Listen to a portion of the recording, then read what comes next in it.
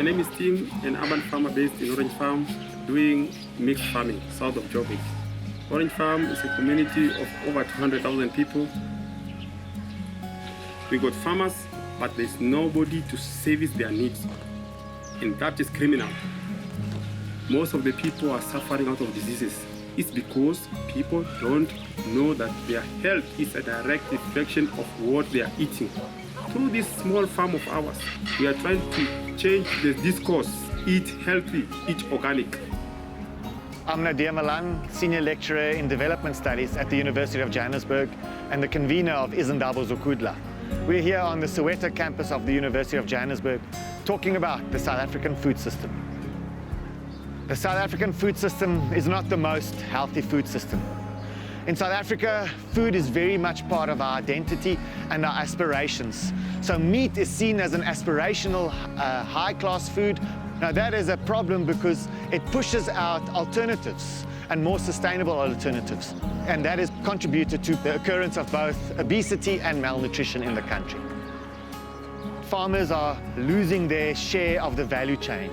Farmers in South Africa get at most about 15 to 17% of the value chain, and most of the value in our food system accrues to retailers and food processors.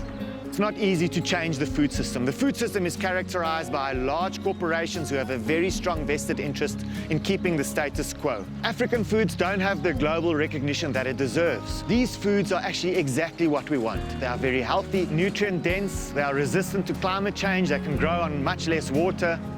Those kinds of foods also have a bigger social footprint, and those kinds of foods often create more jobs, they are more economically productive, and they also conserve the environment, and they lead to better social relations. We would be growing our heritage foods in an urban area.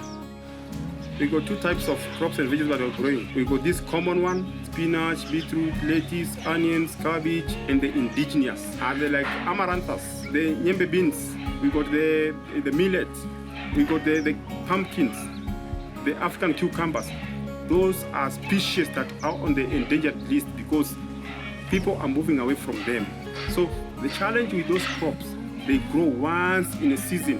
And there is a modern lifestyle fashion. So people are moving out of that, forgetting that the old indigenous crops, they had some essential minerals and nutrients that we don't find on these other crops. So we are growing them, but it's not on that large scale.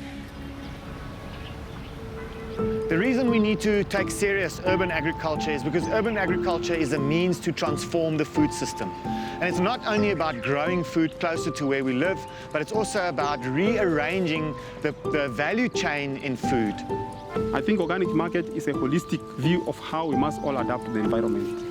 It is a self-sufficient enterprise that's able to sustain me, sustain my family, sustain the people around, so that at least I'm able to earn a living.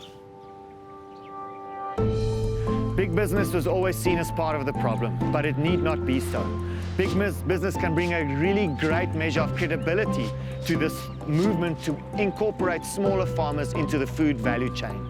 Now, a large multinational company like Unilever could play a decisive role in this. Not only could it leverage changes in policy to recognize urban farms, but it could use its size to rearrange the value chain and the supply chain, which is very inefficient, to deliver food much quicker to the consumer with a lot less emissions and much bigger social impact. Large corporations could enter into partnerships with multiple smaller farmers through technology-enabled platforms, and it could make production from smaller farms competitive with production on very large farms.